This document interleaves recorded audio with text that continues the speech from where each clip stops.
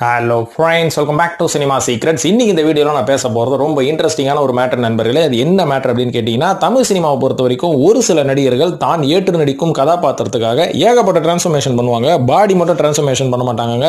அதையும் தாண்டி பல்ல உடைச்சிக்கிறது, கண்ணை மாறுகண்ணா வைக்கிறது, முடி வெட்டிக்கிறது, மொட்டை அடிச்சுக்கிறது, உடம்ப கருப்பாக்கிக்கிறது, அந்த மாதிரி நிறைய விஷயங்கள் பண்ணுவாங்க. அந்த மாதிரி பண்ணதுக்கு அப்புறமா அவங்களோட கதாபாத்திரம் பெருசா பேசப்படும். இதுக்கப்புறம் அவங்களுக்கும் பெரிய பட வாய்ப்பு வந்து இவங்களும் ஒரு ஸ்டார் ரேஞ்சுக்கு, அதாவது ஸ்டார் அந்தஸ்துக்கு போயிடுவாங்க அப்படின்றதெல்லாம் நம்மளுக்கு தெரிஞ்ச கதை தான். இதே வந்து ஹீரோ பண்ணா எல்லாரும் ஏத்துக்கிறீங்க, ஹீரோயின் பண்ணா மட்டும் ஏன் ஏத்துக்க மாட்டீங்க அப்படின்ற ஒரு கேள்வி எனக்கு உள்ள வந்தது. அந்த கேள்விக்கான விடை தான் இந்த வீடியோ. என்னப்பா சொல்ற, ஒன்னும் புரியல அப்படின்னு கேட்டீங்கன்னா, இதே மாதிரி டிரான்ஸ்ஃபர்மேஷன் ஒரு சில நடிகைகள் ரிஸ்க் எடுத்து நானும் டிரான்ஸ்ஃபார்ம் பண்ணி எனக்கும் பேர் கிடைக்கணும் அப்படின்றதுக்காக ஒரு சில படங்கள்ல இவங்க எடுத்த ஒரு சில டிரான்ஸ்ஃபர்மேஷனுக்கு அப்புறமா இவங்களுக்கு பட வாய்ப்பே இல்லாம இவங்களோட கெரியரே லாஸ் ஆன கதெல்லாம் இருக்குதுங்க. அந்த மாதிரி எந்த நடிகைகள்லாம் தான் ஏற்று நடிக்கும் கதாபாத்திரத்துக்காக ஏகப்பட்ட டிரான்ஸ்ஃபர்மேஷன் செஞ்சாலுமே கூட அதுக்கு எந்த பலனும் இல்லாம அவங்களோட சினிமா கெரியர் இழந்ததுதான் மிச்சம். அந்த நடிகைகள்லாம் யார் அப்படின்றத பத்தி பேசலாம். மற்றும் எந்த மாதிரியான டிரான்ஸ்ஃபர்மேஷன் பண்ணி அவங்களோட ஹெல்த் எப்படி போச்சு, கெரியரும் எப்படி போச்சு அப்படின்றத பத்தி தெளிவா பேசுவோமா?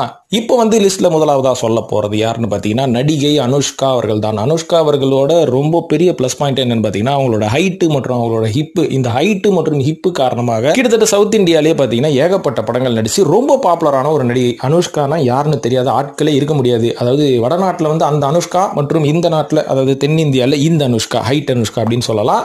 எல்லாம் நல்லா போயிட்டு இருக்கும் போது நானும் ஒரு டிரான்ஸ்ஃபர்மேஷன் பண்ணி நானும் ஒரு படத்தை வித்தியாசமா கொடுக்குறேன் பாரு அப்படின்ற மாதிரி இவங்க கொடுத்த படம் தான் இஞ்சி இடுப்பு அழகி. அதாவது தெலுங்குல வந்து சைஸ் 0 அப்படின்ற ஒரு படம். இந்த படத்துக்காக இந்த படத்தோட இயக்குனர் முதல்ல இவங்களை அப்ரோச் பண்ணும்போது இந்த படத்தோட கதையை சொன்ன உடனே இவங்களுக்கு ரொம்ப பிடிச்சி போச்சான். ஏன்னா இவ்வளவு நாள் வந்து நான் ஒரு ரொமான்டிக் ஹீரோயினா, அதுக்கப்புறம் ஹீரோக்கு சைடு கிக்கா இந்த மாதிரி நடிச்சு ரொம்ப போர் அடிச்சு போச்சு, ஒரு உமன் சென்ட்ரிக் படம் ஒன்று நடிப்போம், அதுக்கான கதை இது வந்திருக்குது, அதனால இந்த படத்தை வந்து கண்டிப்பா பண்றேன் அப்படின்ற மாதிரி ஒத்துக்கிட்டு இருக்காங்க. ஒத்துக்கிட்டதுக்கு அப்புறம் டைரக்டர் என்ன சொல்லியிருக்காரு, இந்த படத்துக்காக நீங்க வந்து ஒரு குண்டான பொண்ணா மாறணும், ஆனா இது வந்து சாத்தியம் கிடையாது, அதனால நான் என்ன பண்றேன், பாடி சூட் போட்டு உங்களுக்கு இந்த படத்தை வந்து வச்சு எடுக்கிறேன் அப்படின்ற மாதிரி இயக்குனர் சொன்னதுக்கு அனுஷ்கா அவர்கள் என்ன சொல்லியிருக்காங்க, பாடி சூட்லாம் செட் ஆகாதுங்க, ஏன்னா பாடி சூட் போட்டீங்கன்னா என் உடம்பு மட்டும் தான் பெருசா இருக்குமே தவிர என்னோட முகமும் என்னோட கையும் காலும் ரொம்ப தின்னா இருக்கும், அதனால பாக்குறதுக்கு ரொம்ப ஆக்வர்டா இருக்கும், வித்தியாசமா இருக்காது, அதனால நான் என்ன பண்றேன், நானே வெயிட் ஏத்திடுறேன் பேசாம அப்படின்ற மாதிரி சொன்ன உடனே இயக்குனர் முகத்துல ஒரு பெரிய பிரகாசமான ஒளி விளக்கு. ஆஹா, அனுஷ்கா அவர்களை வெயிட் ஏத்தி நான் தான் முதல் முறையா ஒரு படம் பண்ண போறேன்பா தெலுங்குல மற்றும் தமிழ்ல அப்படின்ற மாதிரி அவருக்கு வந்து ஒரு பிரகாசமான ஒரு ஃபியூச்சர் தெரிய ஆரம்பிச்சிருக்குது. ஆரம்பிச்சோன்னா அனுஷ்கா அவர்கள் என்ன பண்ணிருக்காங்கன்னு பாத்தீங்கன்னா, நான் வெயிட் ஏத்துறேன், எனக்கு கொஞ்சம் டைம் கொடுங்கன்னு சொல்லி கிட்டத்தட்ட இந்த படத்துக்காக 20 கிலோ வெயிட் ஏத்திருக்காங்க. 20 கிலோ எப்படி ஏத்தானாங்கன்னா ஹெல்த்தியான முறையில தான் ஏத்திருக்காங்க. நம்ம தங்கல் படத்துல வந்து ஆமீர் கான் மாதிரி சமோசா சாப்பிடுறது, கச்சோரி சாப்பிடுறது, இந்த மாதிரி ரிஸ்க் எல்லாம் எடுக்கல. அதுக்கு பதிலாக வீட்டுல அம்மா செஞ்ச சமையல் மற்றும் ரைஸ், இது எல்லாமே எப்பவுமே சாப்பிடுற குவான்டிட்டியோட ரொம்ப 2 மடங்கு 3 மடங்கு அதிகமா சாப்பிட்டு கிட்டத்தட்ட 20 கிலோ வெயிட் ஏத்திருக்காங்க. ஏத்தனதுக்கு அப்புறமா இந்த படத்துல நடிச்சிருக்காங்க. இந்த படம் நடிக்கும் போதே பாத்தீங்கன்னா இவங்க 7 கிலோ 8 கிலோவா 20 கிலோ வெயிட் ஏத்தனால அவங்க உடம்புல ஏகப்பட்ட பிரச்சனைகள் அப்பவே வந்துட்டு இருக்குது. ஒரு சில ஹார்மோன் பேலன்ஸ் இம்பேலன்ஸ் வந்துட்டு இருக்குது. இது மட்டும் இல்லாம அவங்களோட ஷோல்டர் மற்றும் ரிஸ்ட்ல எல்லாம் ஏகப்பட்ட பெயின் வர ஆரம்பிச்சிருக்குது. இதனால அப்படி இப்படி கஷ்டப்பட்டு இந்த படத்தை முடிச்ச கையோட என்ன பண்ணிருக்காங்கன்னா, உடனே நம்ம வெயிட் லாஸ் பண்ணணும் அப்படின்றனால வெயிட் லாஸ் ஜர்னியை ஸ்டார்ட் பண்ணிருக்காங்க. ஆனா இவங்களால மிஞ்சி போனா அதிகபட்சமா குறைக்க முடிஞ்சது வெறும் 7 இருந்து 8 கிலோ மட்டும் தானா. ஏத்தனது 20 கிலோ, குறைச்சது வெறும் 7 கிலோ தான். அதுவும் பாகுபலி 2 படத்துக்காக. அதுக்கப்புறம் அந்த படத்துல இன்னும் கொஞ்சம் வெயிட் லாஸ் பண்ணணும் அப்படின்னு முயற்சி பண்ணவங்களால வெயிட் லாஸ் பண்ண முடியல. அதனாலதான் பாகுபலி படத்துல பாத்தீங்கன்னா அனுஷ்கா அவர்களோட ஒரு சில சீன்ஸ் வந்து சிஜில பண்ணிருப்பாங்க. இவ்வளவு ஏங்க நம்ம பிரபாஸ் அவர்களாலே அந்த படத்துல 6 பேக்ஸ் எடுத்துட்டு வர வைக்க முடியல. அதனாலதான் அவரோட 6 பேக்ஸ் கூட சிஜில தான் ஒர்க் அவுட் பண்ணாங்க. சோ இந்த மாதிரி ஏகப்பட்ட காம்ப்ளிகேஷன் வந்ததுக்கு அப்புறமா இவங்களுக்கு ஹார்மோன் இம்பேலன்ஸ் வந்த காரணத்தினால ஏத்தனை 20 கிலோவே வந்து இவங்களால இறக்க முடியாத காரணத்தினால இவங்க டோட்டலாவே பாடி வெயிட் போட்டு ஒரு சில படங்கள்ல நடிக்க ஆரம்பிச்சாங்க. அதுக்கப்புறம் பழைய மாதிரி இவங்களுக்கு ஹீரோயின் சென்ட்ரிக் படங்கள் எதுவுமே சரியா வரல. இந்த படத்துக்கு அப்புறம் இவங்களோட கேரியர் கொஞ்சம் கொஞ்சமா டிப்பாக ஆரம்பிச்சிருச்சு. இவ்வளவு ஏங்க, இவங்களுக்கு வந்த பல பட வாய்ப்புகளை இவங்களால ஏற்று நடிக்க முடியல. இந்த வெயிட் கெயின் காரணமாக நான் வெயிட் லாஸ் பண்ணிட்டு வரேன்னு சொல்லி ஏகப்பட்ட படங்களை இவங்க அவாய்ட் பண்ணிருக்காங்க. இது மட்டும் இல்லாம பிரபாஸ் அவர்கள் நடித்த சாஹோ படத்துல இவங்க தான் நடிக்க வேண்டியது. ஆனா இவங்க வெயிட் கெயின் பண்ணனால அந்த படத்துல நடிக்க முடியாம வேற ஒரு நடிகை தான் அந்த படத்துல நடிச்சாங்க. யாருங்க அந்த ஹீரோயின் தெரிஞ்சா கமெண்ட்ல போடுங்களேன். சோ இந்த மாதிரி பல படங்கள்ல வாய்ப்பை விட்டதுக்கு அப்புறம் இப்போ ஒரு சில படங்கள்ல அங்கங்க சின்ன கதாபாத்திரம் வந்துட்டு போறாங்க. அந்த படங்கள் பெருசா போகாத காரணத்தினால அனுஷ்கா அவர்களோட வாய்ப்பு பெருசா வந்து பறிக்கப்பட்டு விட்டது. அவங்களோட கெரியர் கொஞ்சம் கொஞ்சமா டிப் ஆனது காரணம் இவங்க செஞ்ச அந்த டிரான்ஸ்ஃபர்மேஷன் தான் அப்படின்ற மாதிரி சொல்லணும். இப்போ அனுஷ்கா அவர்களை தொடர்ந்து இரண்டாவதா சொல்ல போற இன்னொரு நடிகை யாருன்னு பாத்தீங்கன்னா அப்பர்ணா பாலமுரளி அவர்கள். மலையாளத்துல இவங்க வந்து குடிகட்டி பொறுக்கும் ஒரு நடிகை அப்படின்னு சொல்ல முடியாது. ஆனா மலையாளத்துல ஒரு டீசென்டான படங்கள் பண்ணி நேஷனல் அவார்டு வாங்கக்கூடிய அளவுக்கு ஒரு திறமையான நடிகர் தான் இந்த அப்பர்ணா பாலமுரளி அவர்கள். ஆனா இவங்க எந்த படத்துக்காகவும் வெயிட் கெயின் பண்ணலங்க. ஆனா அதுக்கு மாறாக என்ன நடந்ததுன்னு பாத்தீங்கன்னா, என்னோட பெர்ஃபார்மன்ஸே எல்லா இடத்துலயும் பேசும்னு சொல்லி இவங்களோட பாடி வெயிட்டை இவங்க மெயின்டைன் பண்ணாததுதான் மிகப்பெரிய லாஸ் இவங்களுக்கு அமைஞ்சது அப்படின்ற மாதிரி சொல்லுவேன். காரணம் என்னன்னு பார்த்தீங்கன்னா, தமிழ் சினிமால இவங்க ஒரு சில படங்கள்ல வந்து நடிச்சிருந்தாலுமே கூட அதுக்கப்புறம் அவங்களுக்கு ஏகப்பட்ட உடல் எடை ஏறின காரணத்தினால தமிழ் சினிமால அவங்களுக்கு தொடர்ந்து வாய்ப்புகள் மறுக்கப்பட்டது அப்படின்ற மாதிரி சொல்லப்படுது. இது ஒரு சில இடத்துல விமர்சனமாவே வைக்கும் போது அவங்க என்ன பதில் சொல்லியிருக்காங்கன்னு பாத்தீங்கன்னா, இங்க பாருங்க, விஜய் சேதுபதி எப்படி குழகுழன்னு இருக்காரு, தனுஷ் எவ்வளவு ஒல்லியா இருக்காரு, ஆனா இவங்களோட பாடியை பார்த்து நீங்க வந்து இவங்களோட படத்தை பார்க்க வரீங்களா? இல்ல இவங்களோட பெர்ஃபார்மன்ஸுக்காக தானே வரீங்க. அதே மாதிரி ஒரு பெண்ணடிகை கிட்ட மட்டும் நீங்க ஏன் சிக்குன்னு இருக்கணும், செக்ஸியா இருக்கணும் அப்படின்ற மாதிரி எதிர்பார்க்கறீங்க? எங்களோட பெர்ஃபார்மன்ஸுக்காக எங்க படத்துக்கு வாங்க அப்படின்ற மாதிரி இவங்களோட ஆதங்கத்தை இவங்க ஒரு சில இடத்துல தெரிவிச்சாலுமே கூட தமிழ் சினிமால இவங்களுக்கு செட்டர் போட்டாங்க. இதன் காரணமாக தான் பாத்தீங்கன்னா தமிழ் சினிமால இவங்க சூரரை போட்டுன்ற ஒரு பெரிய படம் நடிச்சதுக்கு அப்புறமா கூட ரொம்ப நாள் கழிச்சு தான் ராயன் அப்படின்ற ஒரு படம் நடிச்சாங்க. அதுக்கப்புறம் சின்ன சின்ன படங்கள் இவங்க நடிச்சாங்களா அப்படின்னு கூட தெரியாம ஒரு சில தமிழ் படங்கள் வந்தது. ஆனா மலையாளத்துல இவங்களோட பெர்ஃபார்மன்ஸுக்காகவே இவங்களுக்கு ஏகப்பட்ட பட வாய்ப்புகள் வந்து நிறைய படங்கள், நிறைய நல்ல நல்ல படங்கள் நடிச்சு இவங்க நேஷனல் அவார்டு வரைக்கும் போயிருக்காங்க.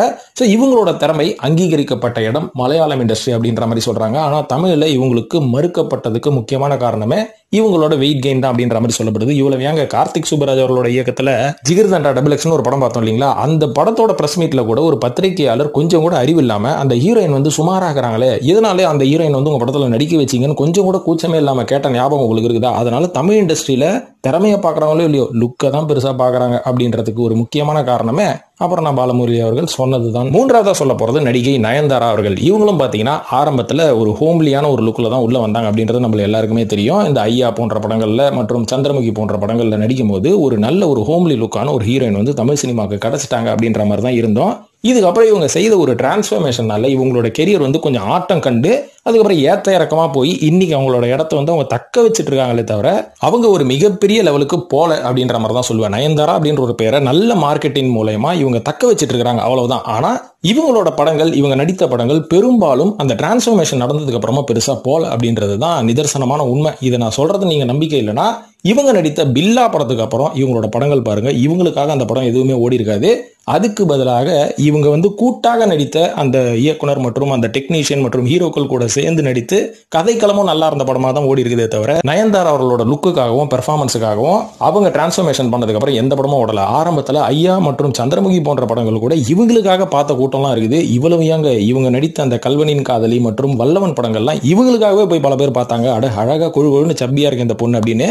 ஆனா பில்லா படத்துல என்னைக்கு இவங்க டிரான்ஸ்ஃபர்மேஷன் சொல்லி ஹிப்பெல்லாம் காமிச்சிட்டு வந்து ஒரு வெஸ்டர்ன் லுக்ல வந்தாங்களோ இதுக்கப்புறமா இந்த டிரான்ஸ்ஃபர்மேஷனை இவங்களை குழிதோடி உள்ள புதைச்சிருச்சுன்னு சொல்லலாம். எதனால இந்த டிரான்ஸ்ஃபர்மேஷன் நடந்தது அப்படின்னு பாத்தீங்கன்னா, ஆரம்பத்துல கொஞ்சம் நல்ல ஹோம்லி லுக்ல வரும்போது இவங்க கொஞ்சம் வெயிட் போட்டுட்டாங்க. இந்த வெயிட் போட்ட காரணத்தினால இவங்களுக்கு ஹீரோயின் வாய்ப்பு ஒரு சில இடத்துல மறுக்கப்பட்டு செகண்ட் ஹீரோயின் மாதிரி ரோல்லாம் வந்து கடைசியில கஜினி அப்படின்ற படத்துல அசின் அவர்கள் தான் மெயின் ஹீரோயின். ஆனா இவங்க வந்து ஒரு செகண்ட் லீடா தான் யூஸ் பண்ணாங்க.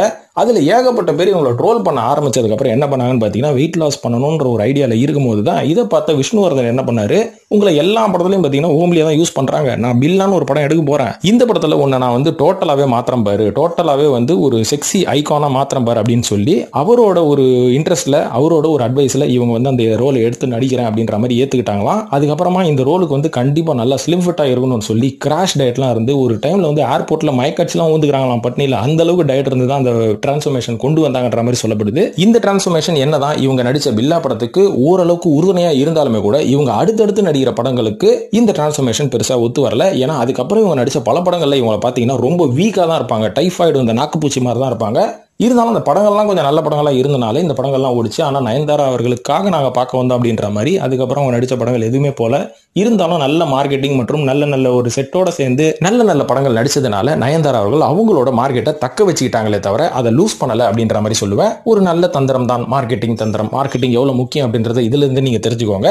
இப்போ அடுத்ததா நான்காவதா சொல்ல போற நடிகை யாருன்னு பாத்தீங்கன்னா நடிகை கீர்த்தி சுரேஷ் அவர்கள் தான். இன்னைக்கு கல்யாணம் பண்ணி சின்ன வயசுலயே அவங்க செட்டில் ஆகிறதுக்கு முக்கியமான காரணம் அவங்க அதிரடியா எடுத்த அந்த டிரான்ஸ்ஃபர்மேஷனால அவங்க இழந்த கெரியர் லாஸ் தான். அது என்ன கதை அப்படின்றத பத்தி சொல்லுவோம். அதாவது ஆரம்பத்துல கீர்த்தி சுரேஷ் அவர்களும் கொஞ்சம் சப்பியா தான் வந்தாங்க. முதல் படத்திலே கீர்த்தி சுரேஷ் யாருன்னு எல்லாரும் திரும்பி பார்க்குற அளவுக்கு அவங்களோட லுக் வந்து அவ்வளவு நல்லா இருந்தது. சவுத் இந்தியன் சினிமாவே கொஞ்சம் புரட்டி போட்ட அளவுக்கு அவங்களோட லுக் வந்து ரொம்ப சப்பியா அழகா இருந்தாங்க. நிறைய பேர் வந்து அவங்கள பார்த்தாங்க, நிறைய படங்கள்ல அவங்கள யூஸ் பண்ணாங்க. நிறைய பெரிய நடிகர்களோட அவங்க நடிக்கிறதுக்கான வாய்ப்பு எல்லாமே கிடைச்சாலுமே கூட ஒரு காலகட்டத்துக்கு அப்புறம் அவங்க ஒரு ட்ரோல் மெட்டீரியலாகவும் மாறினாங்க. ஏன்னா ரொம்ப சப்பியா இருந்தாலும் தமிழ் சினிமாவில் கொஞ்சம் ஏத்துக்க மாட்டாங்க. ஓரளவுக்கு நல்லா முழுகுன்னு இருந்தா ஓகே தான். ஆனா இந்த சப்பி லுக்கை வச்சுக்கிட்டு இவங்க என்ன பண்ணாங்க, பெர்ஃபார்மன்ஸ் எதுவும் பெருசா பண்ணாம காமெடி மெட்டீரியல் மாதிரி மாறினதுக்கு அப்புறம் இவங்களோட செய்கையெல்லாம் வச்சு ட்ரோல் பண்ணவங்க ஒரு காலகட்டத்துக்கு அப்புறம் நம்ம கீர்த்தி சுரேஷ் அவர்களை யோசிக்கிற அளவுக்கு அட பாவீங்களா, என் சப்பி லுக்கை வச்சு தான் நீங்க ட்ரோல் பண்றீங்களா அப்படின்ற மாதிரி தப்பு கணக்கு போட்டாங்க. ஆனா சப்பி லுக்கை வச்சு யாருமே கலாய்க்கல. இவங்க செய்கை, இவங்க செய்யற ஒரு சில சிலுமிசங்களை பார்த்து தான் எல்லாருமே கலாச்சாங்க. ஆனா இவங்க தப்பா என்ன நினைச்சிட்டாங்க, நான் கொழுவுங்கிறதுனால தான் கலாய்க்கிறீங்க, நானும் பண்றேன் பாரு டிரான்ஸ்ஃபர்மேஷன், எனக்கு வாய்ப்பு வராதா என்ன அப்படின்ற மாதிரி காத்துட்டு இருக்கும்போது தான் இவங்களுக்கு வந்த பட வாய்ப்பு. தெலுங்குல வந்து மிஸ் இந்தியா அப்படின்ற ஒரு படம். இந்த மிஸ் இந்தியாவுக்கு மிஸ் இந்தியா எப்படி இருப்பாங்க, பல்லி மாதிரி இருப்பாங்கல்ல, அந்த பல்லி மாதிரி நீங்க உடம்ப குறைக்கணும் அப்படின்னு அந்த இயக்குனர் வந்து சொன்ன உடனே கொஞ்சம் கூட யோசிக்காம நானும் டிரான்ஸ்ஃபர்மேஷன் பண்றேன்னு நல்லா இருந்த அழக, நல்லா இருந்த உடம்ப கெடுத்துக்கிட்டு ஒல்லியா பல்லி மாதிரி ஆனது தான் மிச்சம். அதுக்கப்புறம் போட்டோ ஷூட் எடுத்து பார்த்தா தான் தெரியுது, முன்னாடியே நம்ம நல்லா இருந்தோம், இப்போ ரொம்ப கேவலமா இருக்கிறோம்ல, ஐயோ அவசரப்பட்டுட்டோமோ அப்படின்ற மாதிரி யோசிச்சிருக்காங்க. ஏன் தெரியுங்களா, கிட்டத்தட்ட 20 கிலோ குறைச்சிருக்காங்களாம். 20 கிலோ கூட சும்மா குறைக்கலங்க. இவங்க கொஞ்சமாச்சும் வெயிட் ட்ரைனிங் பண்ணியிருந்தா உடம்பு கொஞ்சமாச்சும் சிக்கன் இருந்திருக்கும் சமந்தா மாதிரி. அவங்க என்ன பண்ணியிருக்காங்க தெரியுமா, ஃபுல்லாவே கார்டியோ மற்றும் வெஜ் டயட்ல இருந்திருக்காங்க. அதனால டோட்டலா மசில் லாஸ் ஆனதுனால ரொம்ப ஸ்கின்னியா அனராக்சியா மாதிரி ஆயிட்டு இருக்காங்க கீர்த்தி சுரேஷ் அவர்கள். இதனால முகத்துல இருக்கிற மொத்த தேஜஸையும் இழந்ததுக்கு அப்புறம் ஒரு கட்டத்துக்கு மேலே இவங்க யோசிச்சிருக்காங்க, நம்ம தப்பு பண்ணிட்டோம், அதனால கொஞ்சம் நம்ம வெயிட் கெயின் பண்ணணும். மறுபடியும் வெயிட் கெயின் பண்ண உடனே உடம்பு கொஞ்சம் போட்டுச்சே தவிர அந்த பழைய சாமிங் லுக்கெல்லாம் போச்சு. அதனால அம்மனிக்கு பெருசா பட வாய்ப்பு சரியா கிடைக்காத காரணத்தினால என்ன பண்ணிட்டாங்க, இதுக்கு மேல நம்மளோட மார்க்கெட்டு பெருசா போவாது, நம்ம விட்ட கேப்ல பல நடிகைகள் உள்ள வந்துட்டாங்க, அவங்க எல்லாரும் கொண்டாட ஆரம்பிச்சுட்டாங்க, கோயில் கட்ட ஆரம்பிச்சிட்டாங்க. அதனால இந்த டைம்ல தான் நம்ம செட்டில் ஆகணும்னு சொல்லி கல்யாணம் பண்ணி செட்டில் ஆயிட்டாங்க கீர்த்தி சுரேஷ் அவர்கள். இதை சொன்னா நம்ப மாட்டீங்க, ஆனா எதனால கீர்த்தி சுரேஷ் அவர்களை ரஜினிக்கு தங்கச்சியா நடிக்க வச்சாங்க பாருங்க. மார்க்கெட் டவுன் ஆனால தானே. யோசிங்க, நான் சொல்றது யோசிங்க. இப்ப அடுத்ததா சொல்ல போறது, 5வது சொல்ல போற நடிகை தான் நடிகை குஷ்பு அவர்கள். ஏன்பா காலம் போன காலத்துல ரிட்டையர் ஆன நடிகைக்கு பட வாய்ப்பு வந்தா என்ன வரலனா என்ன அப்படின்னு கேட்டீங்கன்னா, இவங்களும் பாத்தீங்கன்னா இந்த காலகட்டத்தில் ஒரு சில படங்கள்ல கொஞ்சம் அண்ணி கேரக்டர் அக்கா கேரக்டர் தான் நடிச்சுட்டு இருந்தாங்க. ஆனா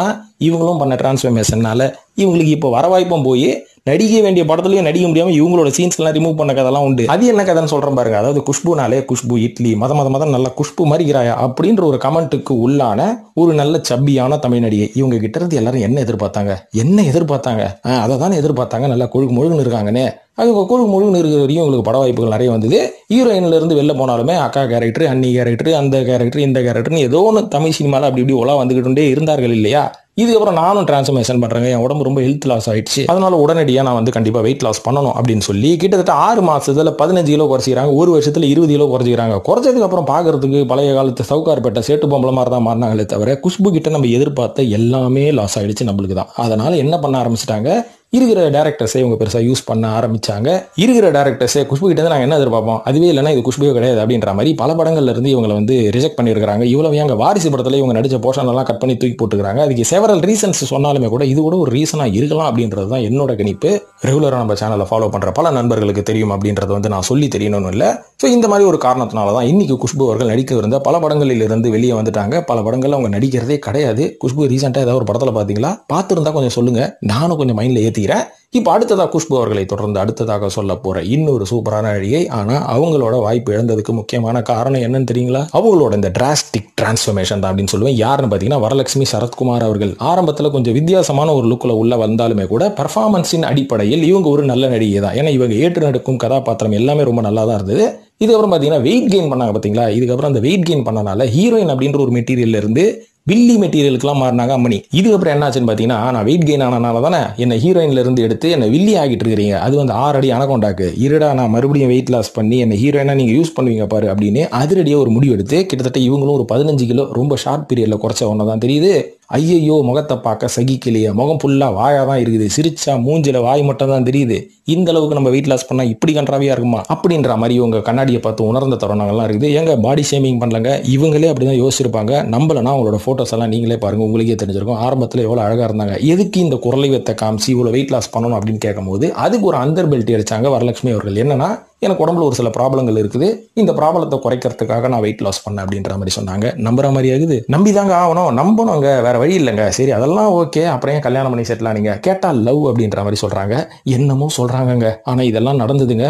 நடந்தது வச்சுதான் நான் சொல்றேன் நண்பர்களே. ஸோ இந்த மாதிரி ஒரு சில நடிகைகள் தான் பண்ணக்கூடிய கதாபாத்திரத்துக்கு நானும் சில டிரான்ஸ்ஃபர்மேஷன் பண்றேன்னு சொல்லி ஆபத்தான விஷயத்துல, அதாவது நெருப்புல கையை விட்டு சுட்டுக்கனா எப்படி இருக்கும் அந்த மாதிரி சுட்டுக்கன கதை தான் இது. இன்னும் இந்த லிஸ்ட்ல பல நடிகைகள் இருக்காங்க, அவங்கலாம் யாருன்றதை பத்தி நான் அடுத்த வீடியோல சொல்றேன். ஓகே, அவசரம் தாங்க முடியல. அப்ப நம்ம நண்பர்கள் யார் எந்த ஹீரோயின் டிரான்ஸ்ஃபர்மேஷனால நிறைய பேரால பார்க்க முடியல, சகிக்கலடா, இவங்களோட படத்தை நான் பார்க்க மாட்டேன் அப்படின்ற மாதிரி நீங்க நினைச்சீங்கன்னா அந்த நடிகைகள் யாருன்றதை கமெண்ட்ல போடுங்க, நம்ம நண்பர்களும் பார்த்து தெரிஞ்சுக்கிட்டோம் நண்பர்களே. ஸோ இந்த வீடியோவை இதோட முடிச்சுக்கிறேன். இந்த வீடியோ பார்த்ததுக்கு நன்றி மற்றும் நம்ம சினிமா சீக்ரெட்ஸை சப்ஸ்கிரைப் பண்ணிட்டு ஃபாலோ பண்ணுங்க நண்பர்களே. நன்றி, வணக்கம்.